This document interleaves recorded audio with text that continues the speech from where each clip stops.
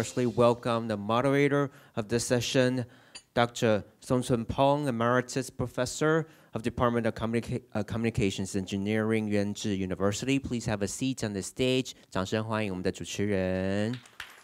And also our panelists. Let's welcome Dr. Y.C. Chang, Managing Director of Far East Toll Collection, and also Mr. Peano Lin, Director of ASUS Cloud Platform Service Department, Dr. Chi-Ming Peng, General Manager of WeatherRisk Explorer, Inc., and also Mr. Brian Wyatt, Senior Vice President of Global Marketing and Business Development of Cyient. 那我们也欢迎我们的4位与谈人远通电收张友昌执行董事兼总经理，华硕云端林佩瑜总监，天气风险管理总经理及 Open Data 联盟会长彭启明彭总，以及我们的 Cyient 资深行销副总 Mr. Brian Wyatt. Okay, now back to our moderator.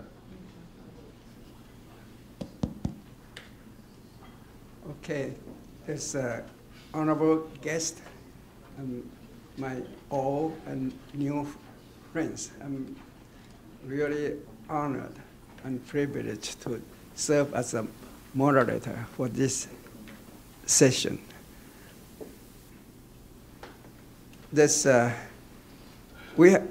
In the first session, it was centered more or less on semiconductors. And in this session, we are going to talk about big data. The two seems to be disjoint, but from the presentation, the first presentation by Professor Yuan and the keynote speech of this session by Dr. Lin, I'm sure that we all realize that the two sessions are very well organized together. And let me thank Dr. Lin first for her comprehensive presentation. And I'm sure now we all know what is big data better. And to enhance what Dr. Lin just told us, we are fortunate to have the 4 panelists here to talk about how their works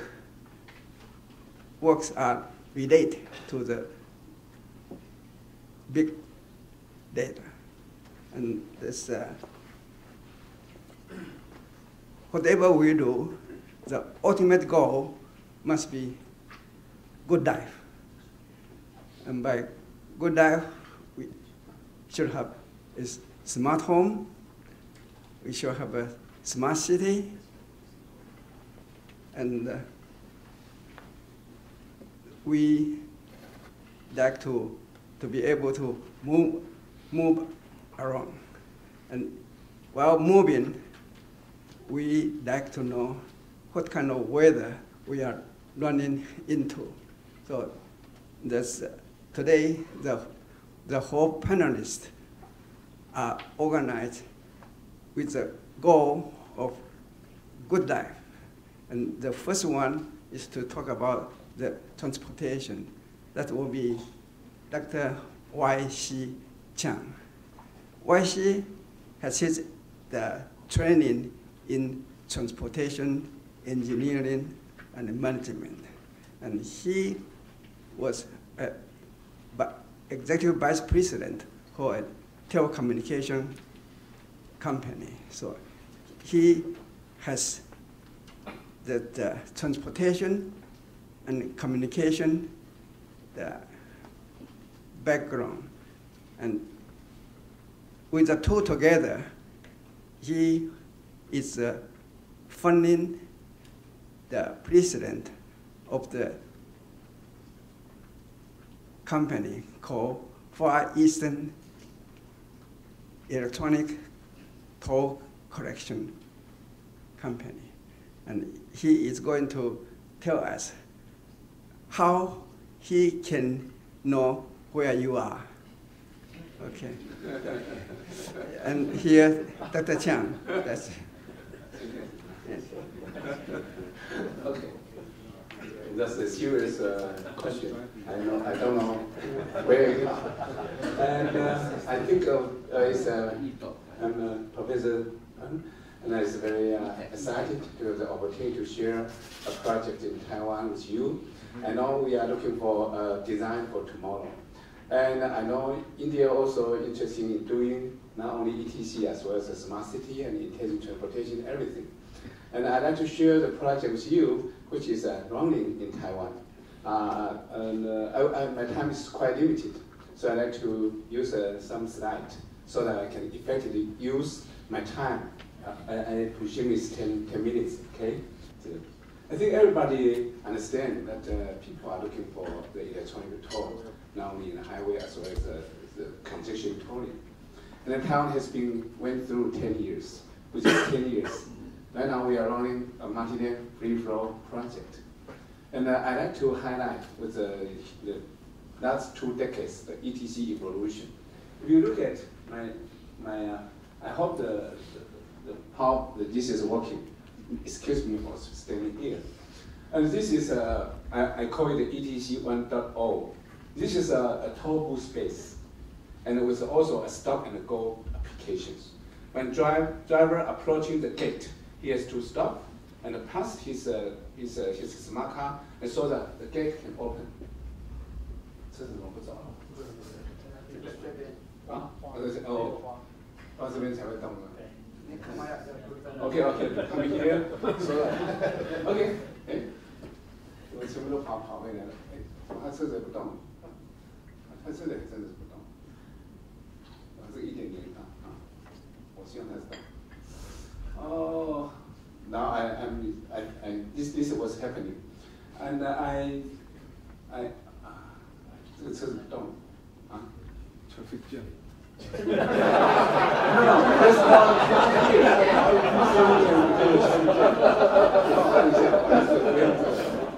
那是别的。1.0开始按，我说一个按下 ，This is 1.0. 你直接按就好了。有没有车子出来 ？No, 不需要。Okay. I have to apologize because there's some cars really moving, but unfortunately I don't know what's happening.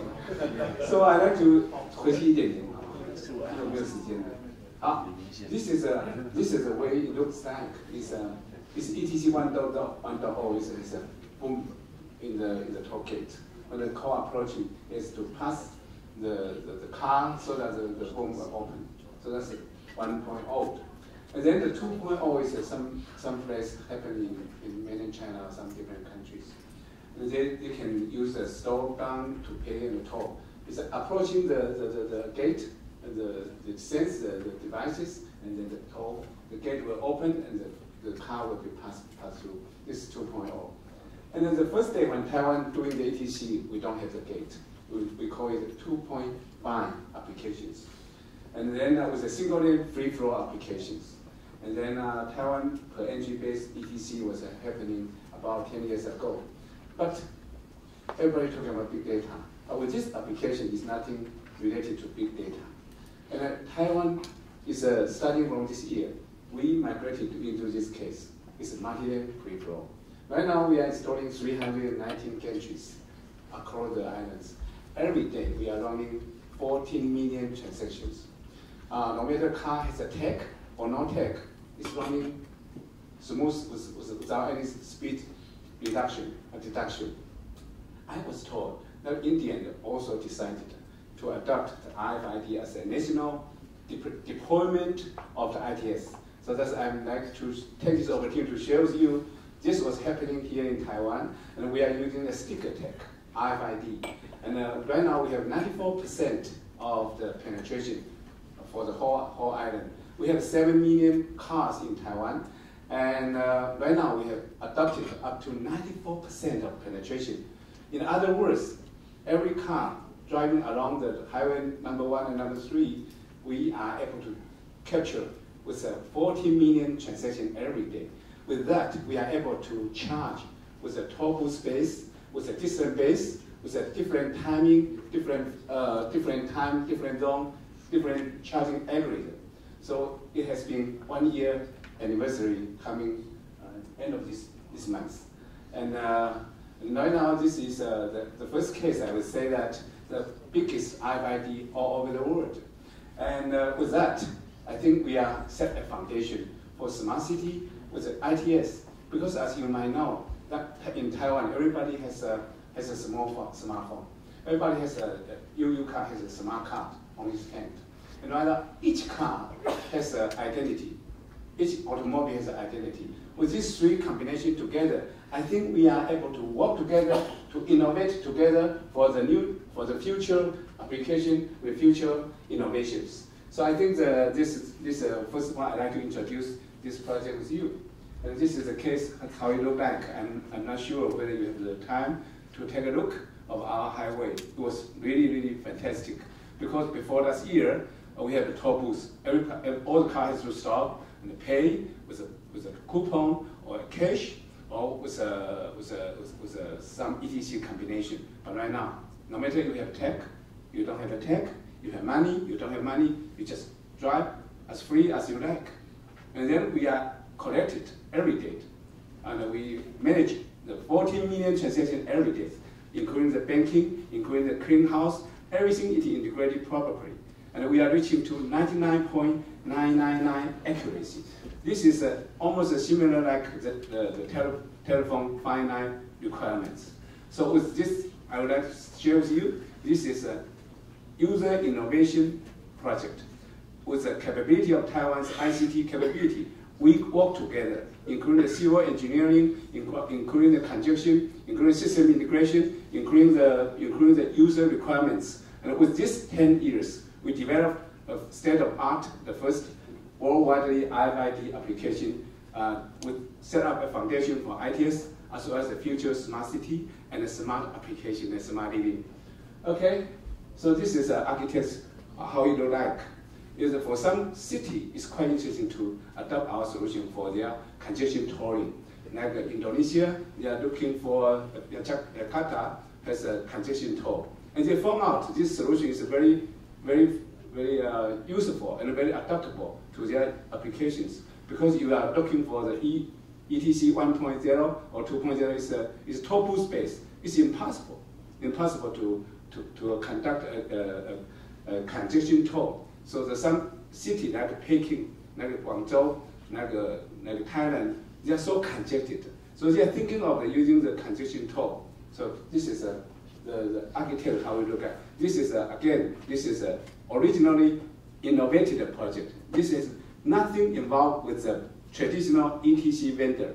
I repeat, this is nothing involved with the ETC vendor. This is a user innovative project. So I think with this good foundation for all kind of cooperation. Okay? And this we have modularized the ETC, including detection, classification, as well as enforcement and OCR. So with this, it's not only architect. This is a really solution. It's happening and running in Taiwan. Okay? And this is how the operation figures look like. We have a 6 million installation today, which is representing 94% of penetration of the automobile. And as the percentage is 40 million every day. And sometimes the Lunar New Year is about 21 million transactions up to the peak. And we have to support the base. So with now, I think the driving is very economic and very environmental friendly, with the CO2 reduction, emission reduced. All this was happening. Okay, this is and early really is a big change because it's heavily involved. Every driver, every application is a big change. So in the first 2 weeks, we are really encounter a big challenge from the society. So we have an independent audit formed by the government. After a series of check, they are reaching to 99.999 of the 4.8 transactions. They conduct a check one by one with tons of people looking at that. It's only 7 mistakes. The mistake is because of the license plate.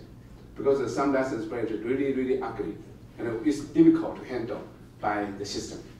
Okay? So in summary of my presentation is now ETC in Taiwan has migrated into an ERP capability. I call it electronic low pricing capability. And it's a multi-lane free flow single gantry solution. And with this, we are able to support an equitable solution.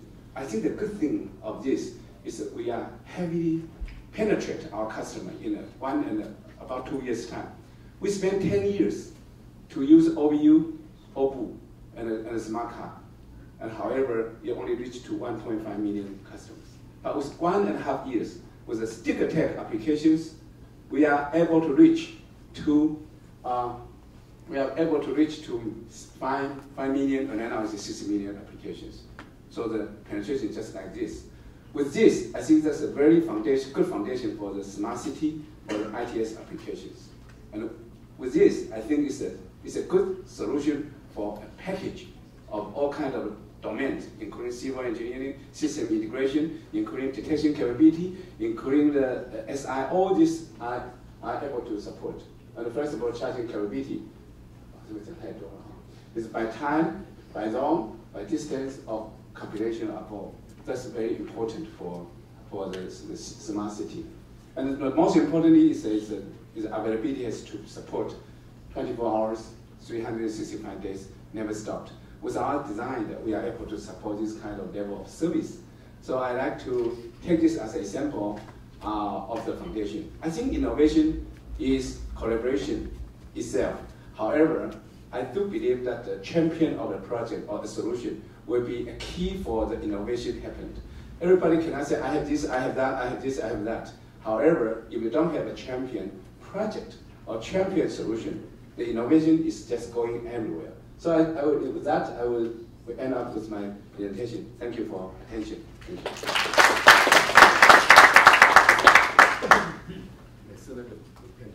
Okay. Thank you very much, Vice. Yeah. Well, the ETC is certainly a platform for the traffic management.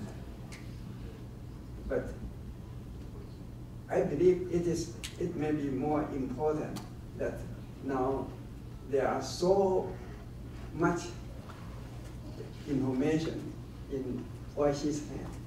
How to make use of this information should be a big business in the future.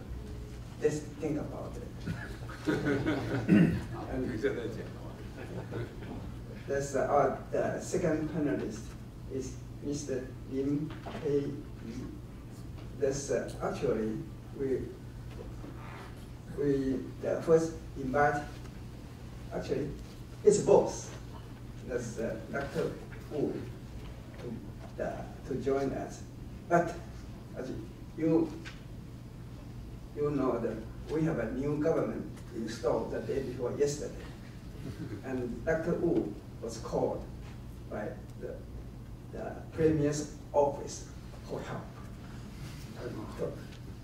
For substitute, we have Mr. Lin, who is the director of ASUS, the cloud platform service, and he is going to tell us his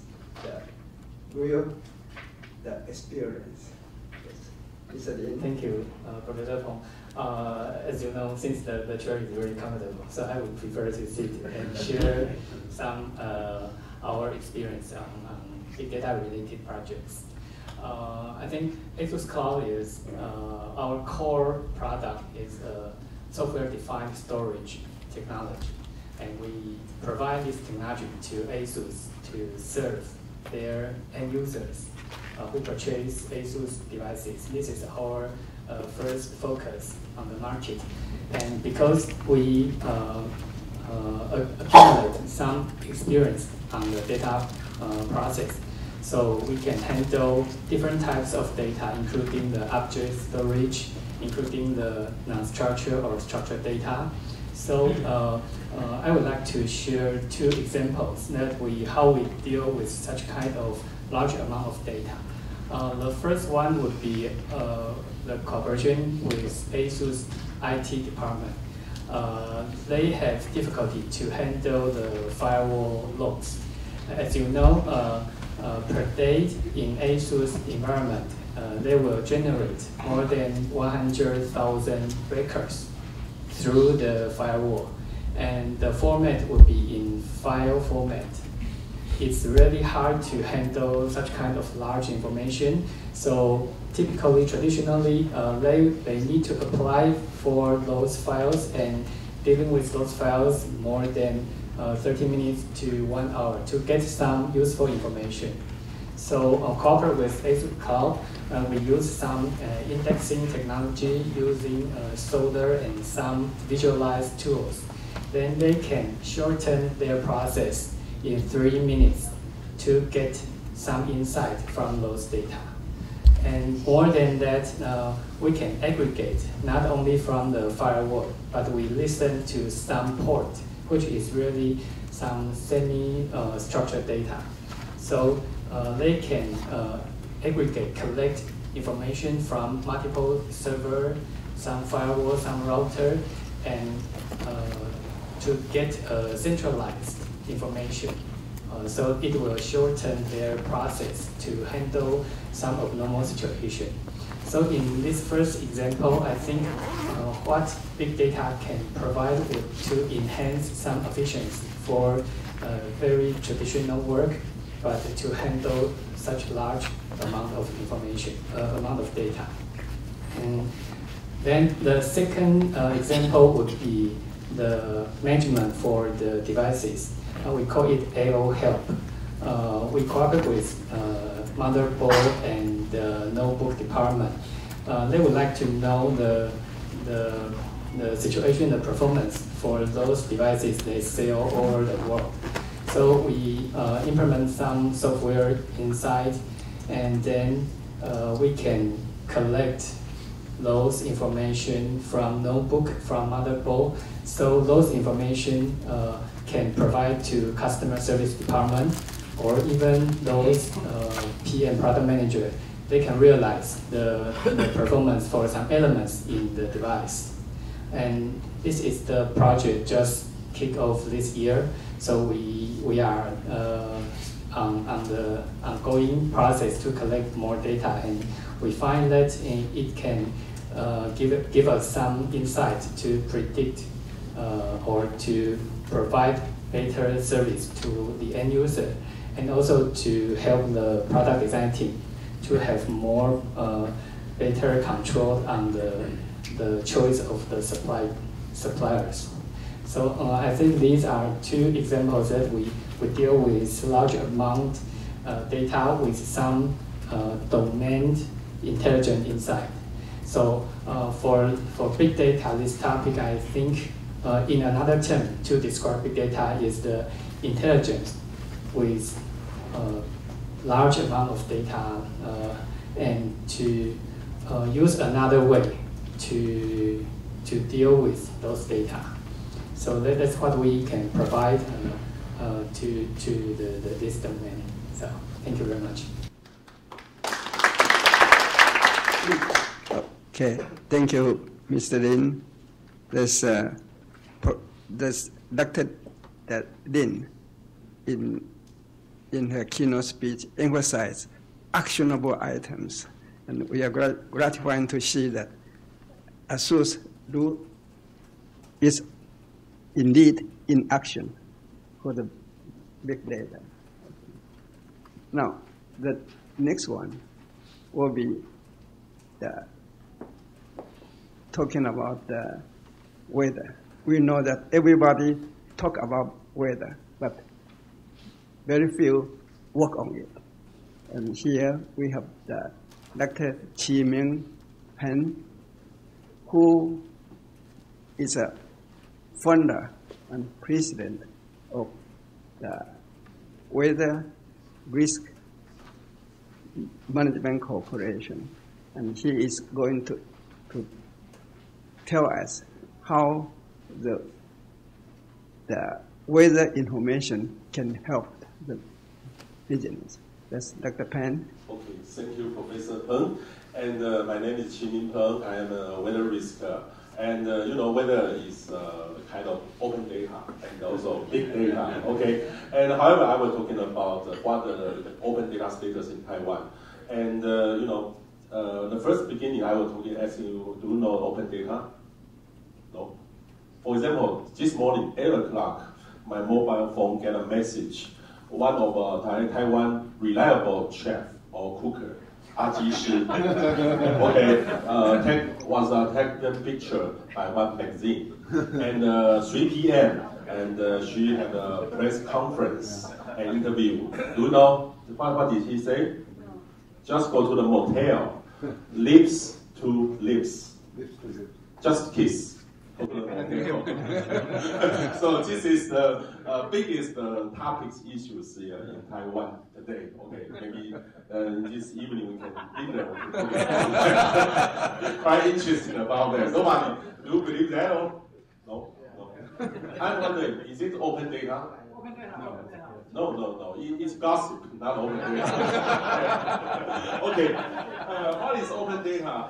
Open data is means the data can be used by everyone. You can use, and you can redistribute it to all, and you just refer it, and then. So there are lots of definition about open data, but however, this is the simplest one. And the open data is not the government open the freedom of information.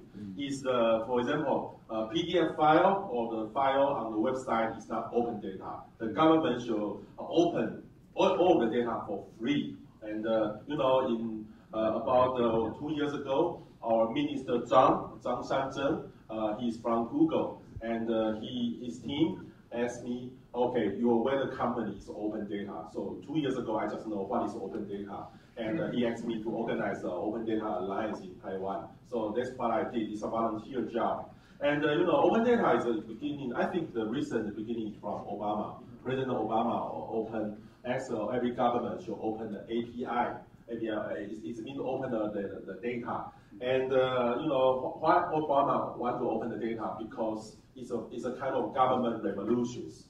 Also, the Korea President Pu also opened the data. They say government 3.0. And our new Taipei mayor, Dr. Ke, is also talking about open government.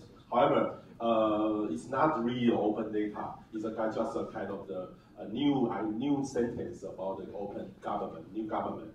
And why Obama want to open the data is a kind of the revolutions, and also to help the young people to do the pre-learn. And what is open data? Actually, degree of use and also cost, and also the rights and the governmental subsidies. So the liquidity is a big problem. If we open the data, and then we will have a big data. So sometimes I will push our government say, oh, you always talking about, you have large budget for the big data. However, what do you do about open data? Nothing to do. So about several months ago, I pushed our government, in one meeting with our minister, Chang. So you are a liar, you are a cheater, because we are just asking for the data. Please give me the data. We are enterprise. And he say, oh, we are very hurry. We are the number, for example, 5 years ago, the United States government just opened the data, and in 1 year, they just opened 1,000 data sets. However, in Taiwan, 5 years later, our first year, we opened around 1,700.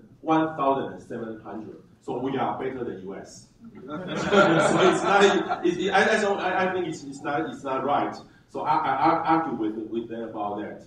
So, however, one time I talking with our president, and you say you want to give our young people economics, to run for economics. However, you do not have anything, do anything. You just ask young people go to the street to sell something.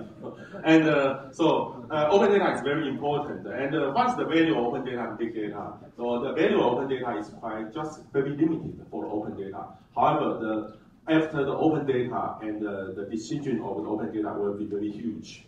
And this is the EU report by the open data, the value of open data and big data. And in Taiwan, About 1 year ago, we signed a contract with the UK, ODI. Beside the US, the United Kingdom is the most open data government in the world, the UK. And we signed a Sir we signed an MOU with the minister. And then about in this May, we go to the United Kingdom. We have a team, about 30 people, about 220 companies. Go to the United Kingdom to visit them, and we have interview with them, and we also go to Ireland. I'm very glad to thank you, the Secretary Lee helped us to do that. And we also go to France. You know, the French government, the President Ho, they have a new team to do the open data things. And we also have signed an MOU with the US and also Korea. And I can say, this is the G0V in Taiwan. G0V is very famous in Taiwan. It's a young student, a young hacker, some programmers. They doing some project by themselves. No project, no funding by government. They just do what they want to do. For example, about in this March, and we have a very famous sunflower student protest. Okay, and this is what did by the G0V. And so Taiwan is very active about, for example, this is the data lover in this August. About almost about 800 people, young students, to join. They really want to know what's the data for and what kind of data we have. They just learn. And also, this is the one young student, and he just graduated from National Taiwan University. Now he works for the WHO for the hospital visualization, data visualization. So I can say Taiwan is I think not the number one, maybe the number two, beside Korea. Korea, I think, because the President Wu, when she ran for the president, he said, we need open data. So next year, they have passed the open data law. And so right now, they have opened about more than 13,000 data sets. Right now, Taiwan, we have about 4,000 data sets. It's not enough, but we are pushing our government very much because sometimes I was talking about to them, one of the internet founder, and he said, if you do not open the data, the government will be embarrassing or change government. So right now is the time to push our government. What you want to do, embarrassing or be changed. So they get a lot of pressure by our ODA, and we hope we can help them to do something about that. And so open data and some kind of big data things, I think it will be happen in Taiwan in the recent years. Thank you very much. Okay. Thank you very much. And this, the next one will be Dr. Brian Wyatt. And this Dr. Wyatt is the Vice President for Cyient. And I believe that you will all be very impressed that he is responsible for the revenue of the company. See how important the job is. Dr. Wyatt. Thank you very much. And I guess not to correct you, but I'm actually not a doctor. As I was walking in, my boss, Krishna, pulled me aside and said, I just want to let you know that, words of encouragement, you're the only one on the panel who doesn't have a PhD, so good luck. So I'll lower the bar a little bit there. But first, I want to thank you all for having us here. As we talked about, we should have been here 10 years ago, but we're here now and we're here to stay. So thank you very much for this warm welcome. It's really an honor to be here and to be in all of your company. So I guess to start, my remarks, I guess I will start with a story as well, and I'm not sure if this is sort of a known story here in Taiwan, but it goes way, way, way back to the origin of the game of chess. And I think that the story goes something like this. The person who invented the game of chess, I believe it was in India, brought it to the emperor at the time and said, he explained the game, and he was so impressed with sort of the complexity and the game itself that he said, I'll give you anything that you want. And his response actually was, here's the chessboard, it's 8 by 8, and I want to start with 1 grain of rice on this square, and for each square I want it to double. And the emperor gladly said, well, that's great. I offered you pretty much everything, and that's what you asked for. I will grant that. And it turns out that if you do the math, in order to sort of fulfill that promise, you would need more rice. The entire earth would have to be covered with rice in order for you to fulfill that promise. So the point with relates to big data is we are now in the second half of the chessboard. And I think just a little bit of data to support that. If you go back to the very beginning of time, and you go all the way up to, I think it's 2002, and you take all of, start with the cave dwellings and everything that was written on tablets through all the books and the beginning of the internet, I think the amount of data that was created was, the estimate I said, 5 exabytes of data. And then you move forward from 2002 to 2012, and the number is 2.7 zettabytes. And I don't have a PhD, but what that means is it's 500 times more data was created in those 10 years than had been created in the entire history of the world before that. And it's tripling. I think the next 3 years after that, to 2015 estimate I saw too, is that amount is going to triple. So, it's an amazing time right now from a big data perspective. I think it's still early. What does that mean? For us as a company, we're really excited because we're at different phases of sort of the creation of that data, the transformation of that data, the analyzing of that data, and sort of the monitoring. And we do that across a lot of different industries. But really what it means for our customers and for the end user is that data is becoming a new asset class, right? There's currency, there's gold, right? And now there's data. And we're having a lot of conversations with our customers now, trying to understand, what is the value? Where is the value of this data? And we're talking to them, really having the data is no longer the problem.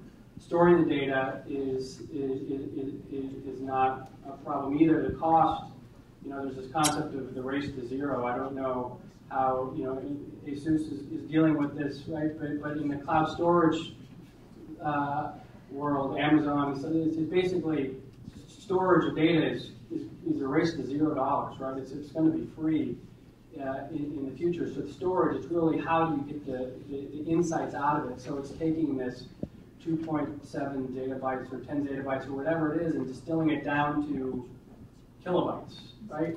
Or even 1 byte, which is a yes or no, right? So it's taking all this data that's exploding and saying, what should I do? Yes or no? Which is a tremendous, tremendous task.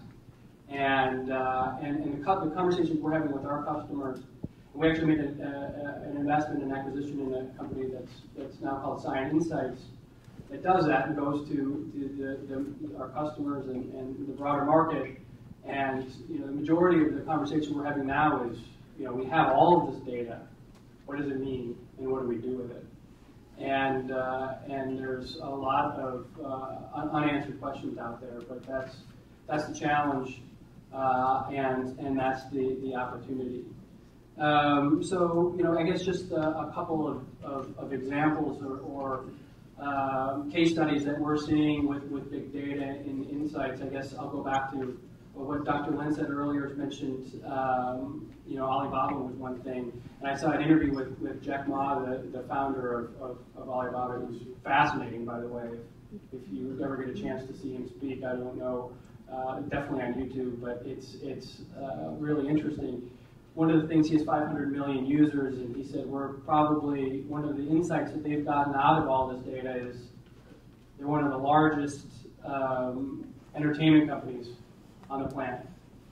And his insight was hundreds of millions of people come to his site every day and spend, a long time, and they don't buy anything, right? So they're just entertaining themselves, browsing. So it's one of the largest entertainment, and that's not something that you would normally think of in an e-commerce company, but he had this amazing insight, so he appreciates that. He wants to make it as entertaining as possible. Obviously convert some of those browsers to buyers. But so I think that's one example.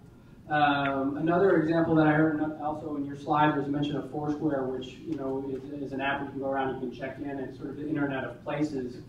They made some interesting insights where they, one of the things that they wanted to find out was what are in New York, for example, what's the most authentic Chinese restaurants, right? And you can go and you can search through, all the reviews and all that, but they said that the most interesting, they went and they saw people who travel to China a lot, right? What Chinese restaurants do they go to, right? And how often do they go? And that's basically they were able to, they're in a Hadoop environment and do a MapReduce. It took them maybe about 10 minutes, right? But the insights there were drastically more. And the person who was giving this, example was Chinese. And he's like, the number one answer was a restaurant that he and his grandmother go to on a regular basis, right? So it's pretty powerful.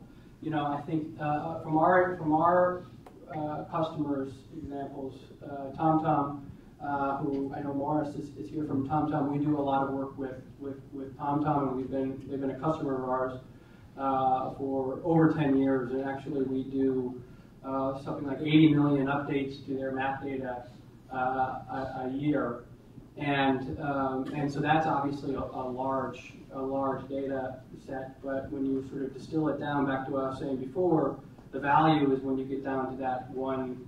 You take this large data set and make it important when you show up at a new restaurant, and it's actually where it is, and all of those things. So I think TomTom is another example where we've been working with big data for a long time, but the richness of that data is really important on a one-to-one basis. So there's a lot of other examples, from the heavy equipment where we're doing predictive analytics on when equipment is going to break down, and doing that on a conditional basis as opposed to a timing basis, right? So a lot of times you bring in some equipment for repair every 6 months or what have you, whether or not it needs it or not, right? And that might be too late, it might be 6 months too soon.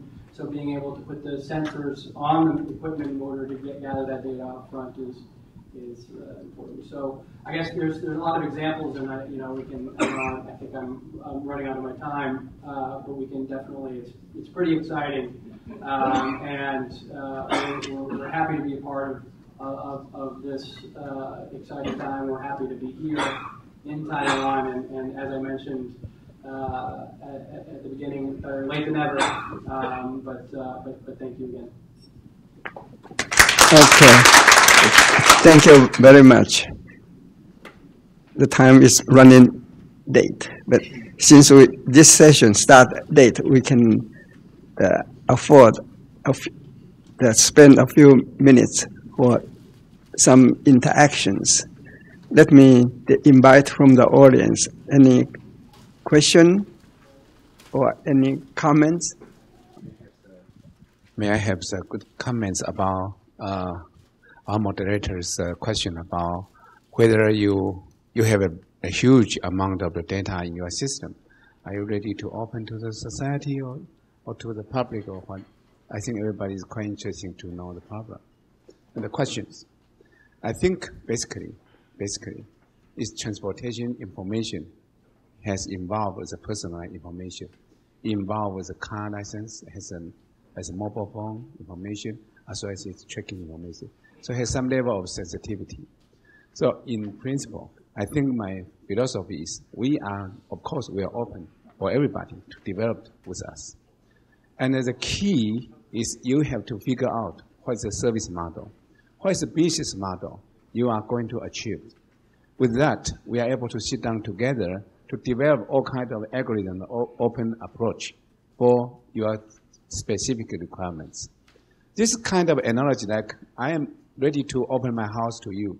However, you have to let me know. You just come to have a coffee, or you want to stay with me for two days, or you want to come to take a bath, whatever. Then you cannot say, hey, why see you just open your gate? And whenever I like to come, I can come. Whenever I like to do anything you like. So this is not a philosophy. It's not an open data by itself. So I'm counterpart with a question to you is we have to be open and develop together to think of a service to the public has an impact to the public, to the society. As well as you can develop some kind of business model that can earn the money of that is not a question. So I think I would add on with my point. I think everybody looking at me say, hey, why not you just open your data to me or whatever. I think I'd like to take this opportunity to share this kind of philosophy and concept with you. I hope we get your support. Thank you. Okay, there's a question you can ask yourself. Do you want everything you do known to other people? Okay. So, there's an interesting in the U.S. right now. There's a company in the agricultural space. For the past few years, there's been a lot of opportunity for farmers to aggregate their data and put it in the cloud and to share it and run analytics on it.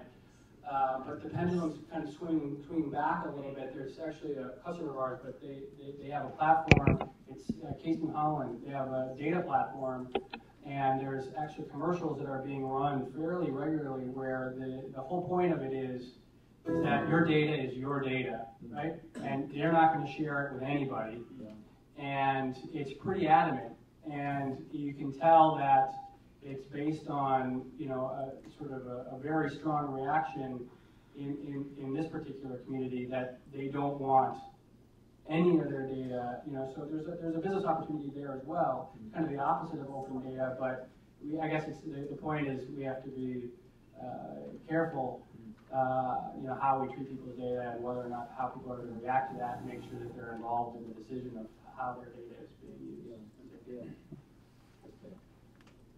Okay. Any question? Sure. From the data that you collect on the transportation side, is the law enforcement is trying to actually access that data whereby you know when exactly you're entering the highway and you know exactly when you're getting out, and based on that you can actually calculate at what speed you're going. You have gone between the 2 points, and there are cameras out there. Yeah. So in your system is a lot more accurate as a radar. And so there is how is that perceived, and is there, if that application really goes out the data, how much is like the privacy, as Brian was saying, At this moment, we're just doing the toll collect for the driver. And of course, you are right. It's for 2 points. We are in the open door tolling mechanism. So in between the 2 points, it's easy to check the speed because of the time and distance. However, it involves the regulation and the government's policy, whether we want to use this as an enforcement for the driving. At this moment, it's no. We are not using this as an enforcement for speeding, driving in the highway.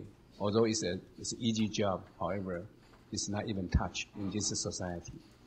And with the enlarge of this application, we are able to develop in the urban side. It's not only in the highway. In a lot of the urban city, we are installed a sensor.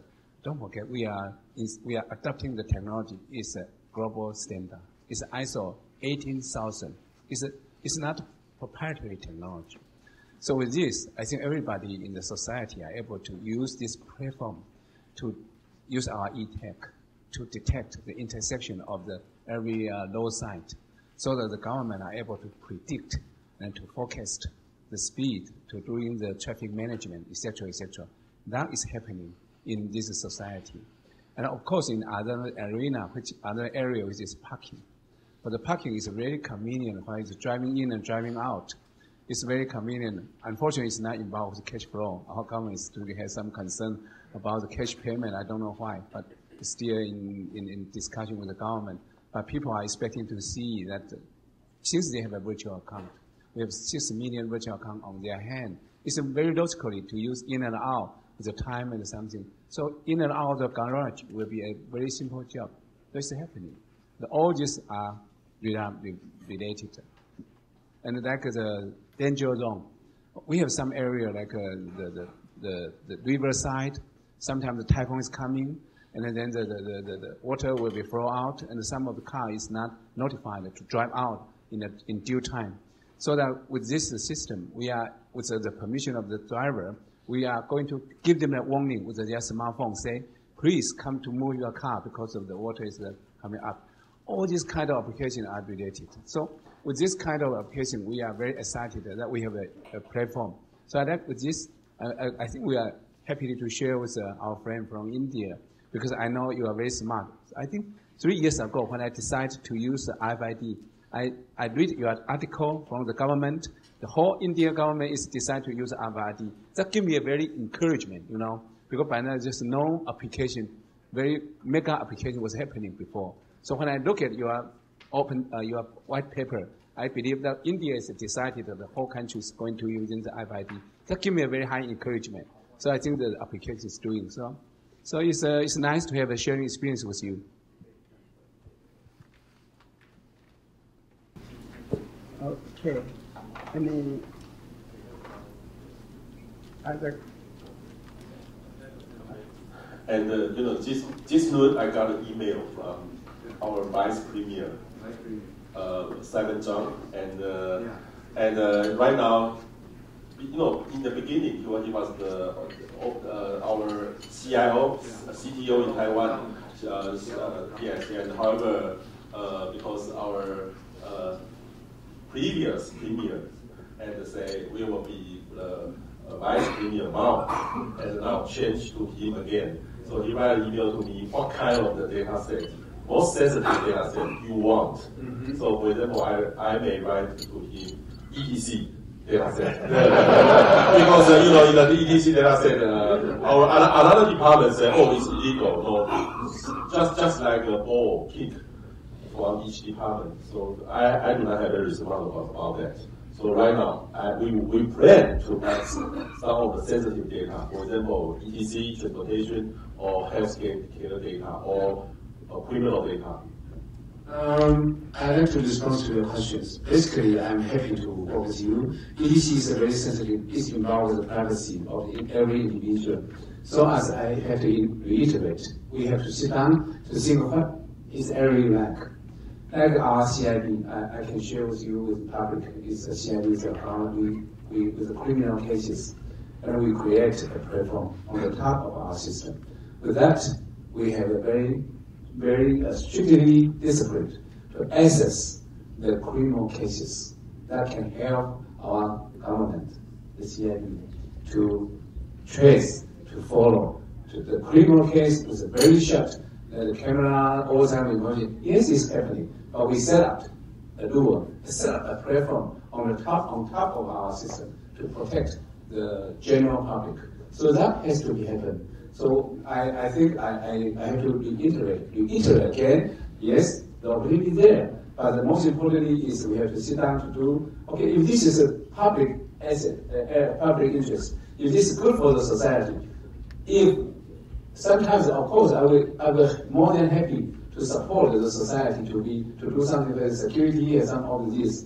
It is nothing involved with money or something, but it's open by itself. But we have to be careful. We have to protect the privacy of individual data. That's the area I really insist, because in degree it's a law. Chang is handled. 这个一定要保护，我这个要不然会被抓去关。这个是开玩笑的。We need an open data law Yeah. to protect Dr. Chang. What is important for YC is not to scare away its customers. Yeah, of course. Yes. Cool. Once it is related to security or law enforcement, it may scare away the customers. Okay, I think we are getting late. Dr. Lin, do you have anything to add?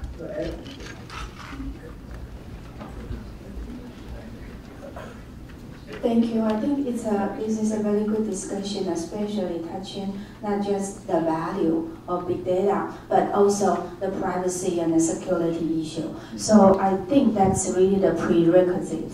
We need to respect privacy, and we need to be very sensitive about the data. But at the same time, I think people in Taiwan are extremely careful and very conservative.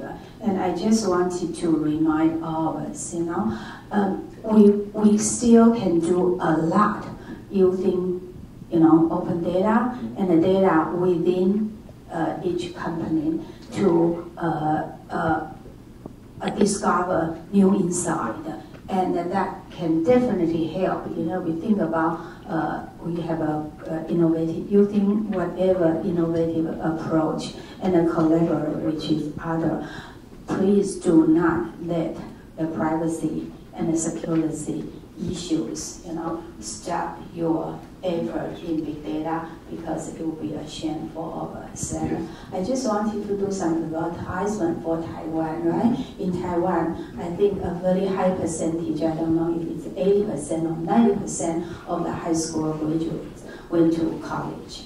And we have a very, very good education, and in general, our math and science actually are very good, And so Taiwan has an advantage in developing big data related solutions and even industry. And also, Taiwan is small, that's our disadvantage. But talking about data, we don't need much storage space to keep data, right? So with this data technology, and we are also open to collaborate with everyone around the world.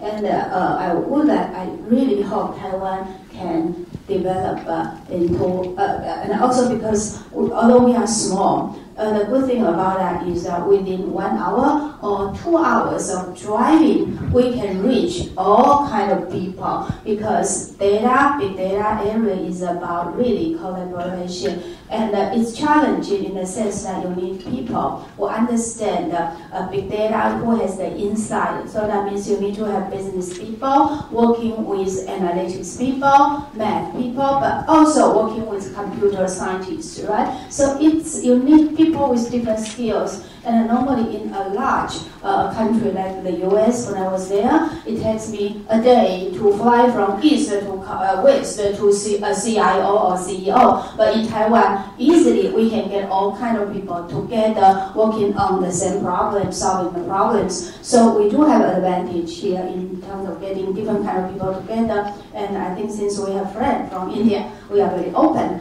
to work with all of you and to develop solutions and to go to market together. Because this is also about smart living. We talk about helping people, right? And smart living has to be enabled by intelligent smart business. And I think if we do this together, then the opportunity is really tremendous. Okay, thank you. Okay, thank you very much, Dr. Lin, and your remark served very well, a closing remark for this session. As if we can be successful, our result will serve at least 1/4 of the world population. That is the population of India and China. Okay, and that's I'd like to thank our panelists for the contribution to the conversation. And what is important for a good session is to have good audience. And you are indeed a very good audience. Thank you very much.